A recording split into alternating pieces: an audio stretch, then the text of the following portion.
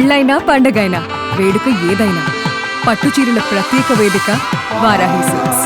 నమస్తే, welcome to it's UTV. నేను miss Siraj. ఈ సంవత్సరం 2026 అనేది భారతదేశం మీద కీలకమైనటువంటి ప్రభావం పడబోతున్నటువంటి సంవత్సరంగా శాస్త్రవేత్తలు చెప్తున్నారు. దీనికి అనేక కారణాలు కూడా కనబడుతున్నాయి. ప్రధానంగా ఒక్కసారి మనం గమనించినప్పుడు ఈసారి కరువు తీవ్రంగా రాబోతుందా, ఈసారి వర్షాభావ పరిస్థితులు భారీగా దారుణంగా పడబోతున్నాయా, వర్షాలు ఈసారి చాలా తక్కువగా ఉండేటువంటి అవకాశాలు కనబడుతున్నాయా, సో ప్రజెంట్ ఉన్నటువంటి సిచ్యువేషన్లో ఇంత తీవ్రమైనటువంటి కరువు సంకేతాలు రావడానికి కారణాలు ఏంటి అనేటువంటి అంశాలను ఒక్కసారి మనం పరిశీలిద్దాం.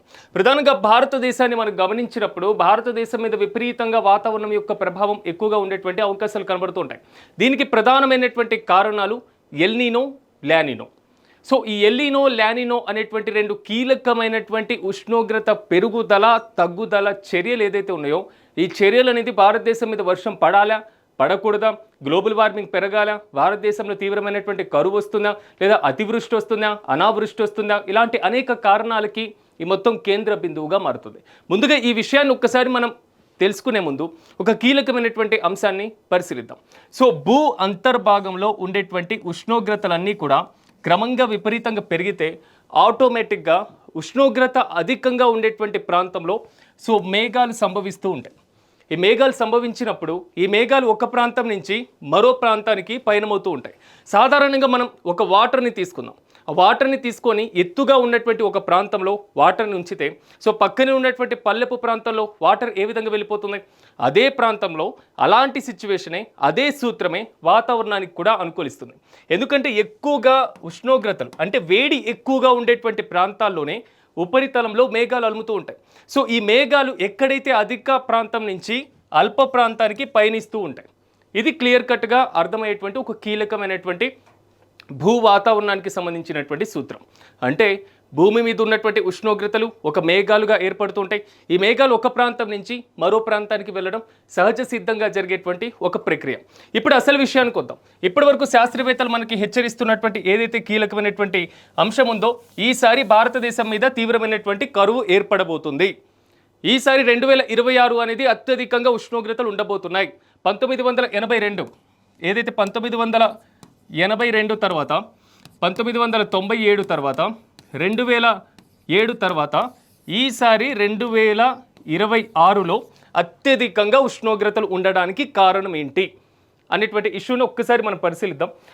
మనకి సాధారణంగా భూ ఉపరితలం మీద ఉండేటువంటి వాతావరణ మార్పులన్నింటినీ మనం గమనించినప్పుడు ఇక్కడ భారతదేశం ఉంటుంది. ఈ భారతదేశానికి సమీపంలోనే ఇండోనేషియా దీవులు ఉంటాయి. ఇండోనేషియా దీవుల సమీపంలోనే ఆస్ట్రేలియా ప్రాంతానికి సంబంధించినటువంటి ఈ ఖండం ఉంటుంది.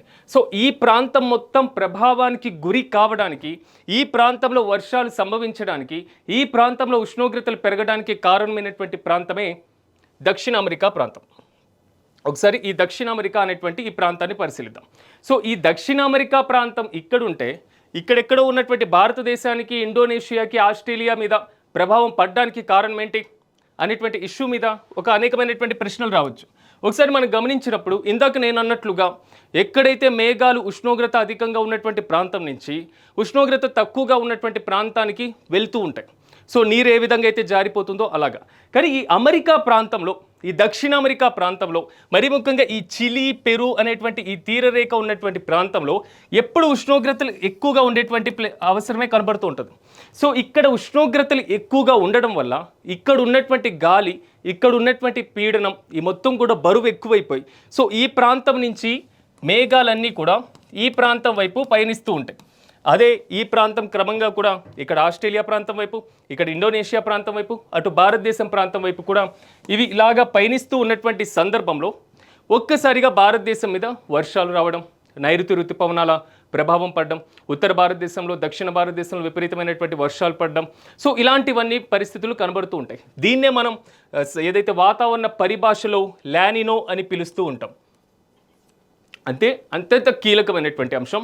భారతదేశానికి వర్షాలు రావాలి అంటే ఇక్కడ ఉష్ణోగ్రత పెరగాలి.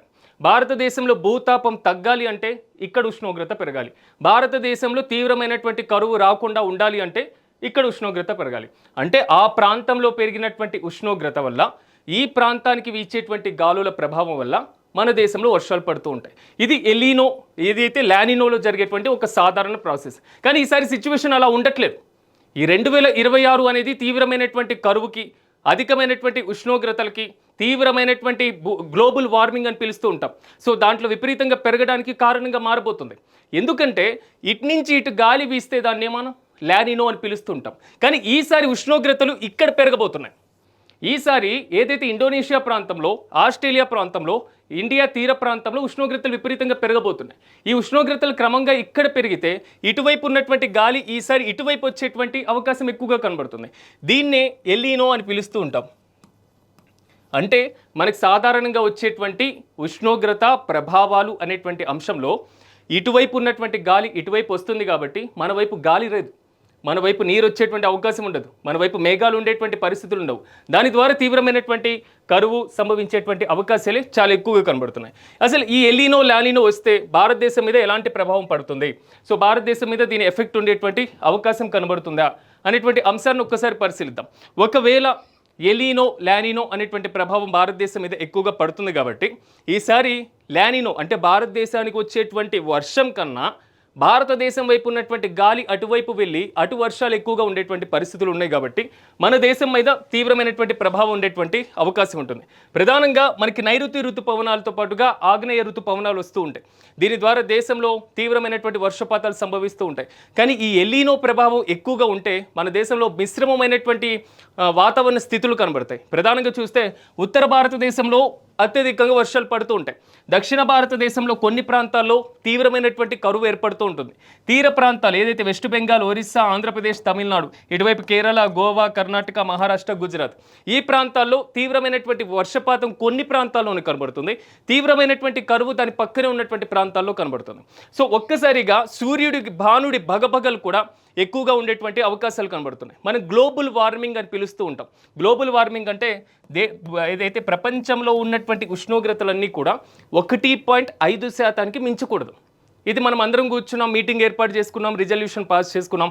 వాతావరణం నుంచి పొగ రాకూడదు, సో వాహనాల నుంచి పొగను కంట్రోల్ చేయాలి, సో ఈవీ వాహనాలు వాడాలి, పెట్రోల్ డీజిల్ తగ్గించాలి, సో వాతావరణాన్ని మనం కాపాడదాం, పర్యావరణాన్ని కాపాడదాం, ఇలాంటి తీర్మానాలు చేసుకొని 1.5 అనేటువంటిది ఒక హెచ్చరికగా పెట్టుకున్నాం. కానీ ఇప్పుడు ఉన్నటువంటి ఉష్ణోగ్రతలు 2.8 వరకు ఉన్నాయి. 2 ఎప్పుడో క్రాస్ అయిపోయింది.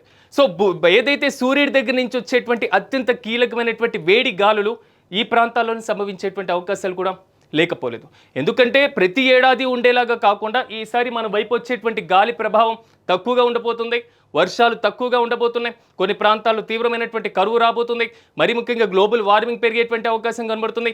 ఈ వేసవి కాలంలో చాలా వరకు అన్ని ప్రాంతాల్లో కూడా భానుడి బగబగ్గలు ఎక్కువగా ఉండేటువంటి పరిస్థితులు కనబడుతున్నాయి. సో వాతావరణం వల్ల ఇన్ని మిశ్రమమైనటువంటి ఫలితాలు ఉన్నాయి కాబట్టి, ఇన్ని కీలకమైనటువంటి ప్రతికూల పరిస్థితులు ఉన్నాయి కాబట్టి భారత వ్యవసాయ రంగం పైన తీవ్రమైనటువంటి ప్రభావం పడబోతుంది. రైతులు జాగ్రత్తగా ఉండాలి, ఇది శాస్త్రవేత్తలు చెప్తున్నటువంటి మాట. సో ఈసారి ఎలీనో ప్రభావం మన దేశం మీద ఎక్కువగా ఉండేటువంటి అవకాశం ఉందని ఇప్పటికే అంతర్జాతీయ విశ్లేషకులు కూడా చెప్పినటువంటి పరిస్థితి కనబడుతుంది. సో ప్రతి ఏడాది కాకుండా ఈసారి వచ్చేటువంటి ఎలీనోని సూపర్ ఎలీనోగా పిలుస్తున్నారు. అంటే లాస్ట్ ఒక 100 years కంటే ఈసారి ఎక్కువగా ఫలితాలు దుష్ప్రభావాలే ఎక్కువగా ఉండేటువంటి పరిస్థితులు కనబడుతూ ఉంటాయి. కాబట్టి 100 yearsలో చూడని ఎలీనోని ఈసారి మనం చూడబోతున్నాం. కాబట్టి దీనికి ప్రత్యామ్నాయంగా ప్రభుత్వాలు ఎలాంటి చర్యలు తీసుకోబోతున్నాయి, సో ఈ ఎలీనోని మనం ఎలాగో ఆపలేం కాబట్టి సో ప్రత్యామ్నాయ మార్గాలు అన్వేషించడం చాలా ఉత్తమంగా కనబడుతూ ఉంటుంది. ఎప్పుడైనా ఒక విపత్తు వచ్చినప్పుడు ఆ విపత్తును నిర్వహించేటువంటి పద్ధతి కన్నా ఆ విపత్తు వచ్చేటువంటి క్రమంలో దానికి కావలసినటువంటి సన్నద్ధతే చాలా కీలకంగా మారుతుంటుంది. మనం ఎందుకని ప్రిపరేషన్ అయితే మాత్రం ఎలాంటి డిజాస్టర్నైనా సమర్థవంతంగా ఎదుర్కోగలుగుతాం. సో ప్రభుత్వాలు కూడా ప్రత్యామ్నాయ మార్గాల వైపు అన్వేషించాలి, దానికి సంబంధించినటువంటి అధ్యయనం చేయాలని కూడా మనం కూడా ఆశిద్దాం. సో ఇలాంటి ఇంట్రెస్టింగ్ టాపిక్తో మళ్ళీ కలుద్దాం. చూస్తూనే ఉండండి, ఇట్స్ యూటీవీ.